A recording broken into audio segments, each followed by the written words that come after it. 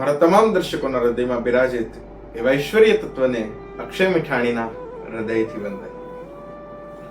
મિત્રો, ગુરુ અને શિષ્યના સંબંધની આજે વાત કરવી છે. ગુ એટલે અંધકાર. અંધકારમાંથી જો બહાર નીકળવું હોય તો પ્રકાશ લાવવો પડે. અને અંધકારને આપણા શાસ્ત્રમાં અજ્ઞાનતા સાથે સરખાવે. અજ્ઞાનતા હોય તો જ્ઞાનરૂપી પ્રકાશ જો એમાં આવે તો અજ્ઞાનતા દૂર થઈ શકે છે, અંધકાર દૂર થઈ શકે છે. અને એના માટે કોઈ સદગુરુની જરૂર પડે છે. ગુરુના મુખમાંથી નીકળેલ વાક્ય એ ગુરુત્વ હોય છે, એ આજ્ઞા છે, એ હંમેશા શિષ્યના હિત માટે હોય છે. ગુરુ કોઈ આજ્ઞા કરે કે આમ કરી નાખો, પછી એમાં વિચારવાનું ન હોય. ગુરુ કદાચ ભર ચોમાસામાં એમ કે પાણીની ડોલ ભરતા હો, મારે નાવું છે, તો પછી એમાં વિચાર ન કરવાનો હોય. ભર ચોમાસે વરસાદ વરસતો હોય પણ છતાં ડોલ મૂકી દેવી પડે. આ જ્યારે શિષ્ય ભાવ આવી જાય ત્યારે ગુરુનો શિષ્ય ઉપર અધિકાર હોવો જોઈએ. ગુરુનો એક શબ્દ થાય, એક અર્થ થાય વજનદાર. અને વજનદાર હોય એ શિષ્ય ઉપર એનું શાસન કરી શકે. ગુરુનું શાસન હોવું જોઈએ શિષ્ય ઉપર.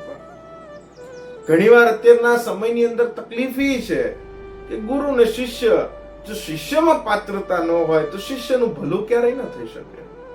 એક ગુરુ અને શિષ્ય એક ઝૂંપડીમાં રહે, એટલે નાની એવી વાંસની ઝૂંપડી હતી ને એમાં ગુરુ છે બરાબર આમ સૂતા હતા લાંબા થઈને.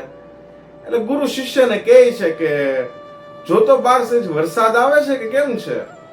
તે શિષ્ય કહે, ગુરુ જો હમણાં જ ઓલી બાજુ બિલાડી છે ને હમણાં જ આવી બહારથી, કે એના ઉપર હાથ ફેરવીને જોઈ લે ને કે ભીની હોય તો વરસાદ આવતો હશે ને કોરી હોય તો નહીં આવતો હોય. કે એટલે ગુરુ પાસે બીજો કોઈ રસ્તો હતો નહીં.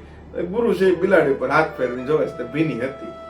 એટલે ગુરુ કહે છે ઠીક ભીની છે, બહાર વરસાદ શરૂ છે, એક કામ કર, હાલ દીવો ઓલવી નાખ એટલે આપણે આરામ કરી જઈએ.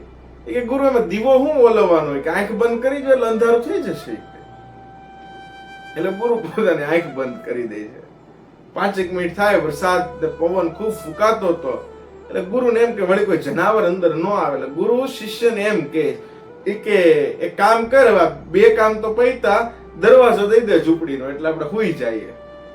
શિષ્ય કે આ 2 કામ તો મેં તમને કરી દીધે, કે બધું મારે જ કરવાનું, થોડુંક ન્યાય તો કરો. કે આ 1 કામ તમે ન કરી શકો, કે દરવાજો તમે ન દઈ શકો.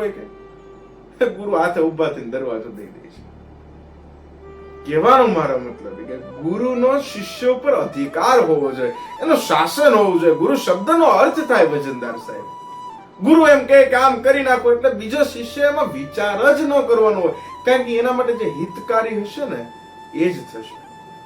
મેં કોઈક પાસે સાંભળેલું કે કદાચ તમારા ગુરુ તમને થાંભલાના 2 તાર પકડવાનું કે આ 2 તાર શરૂ છે ને પકડી લે, તો એ પકડી લેવા જોવે. એ શિષ્ય ભાવ આવી જાય ને તો તારમાં સામે કદાચ કરંટ લાગે, બાકી તમને કઈ ન થાય. આ ભરોસો ગુરુ ઉપર હોવો જોઈએ.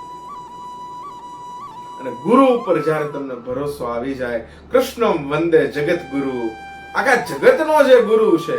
કારણ કે ગુરુ મહત્વનું નથી, ગુરુ વ્યક્તિ કોણ છે. ગુરુને આપણા શાસ્ત્રમાં વ્યક્તિ માનવામાં આવ્યા જ નથી. ગુરુ એ કોઈ વ્યક્તિ નથી, ગુરુ એક પદ છે, ગુરુ એ વ્યક્તિત્વ છે.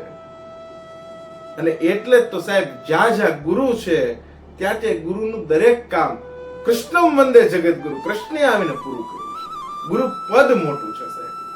એટલે ગુરુ પણ એવા ધારવા કે તમારા કદાચ તમે જે કઈ ધારણ કરો, તમે જે કઈ વિચાર કરો એ તમારો વિચાર પૂર્ણ કરે, તમને એમાંથી સમજણ આપે.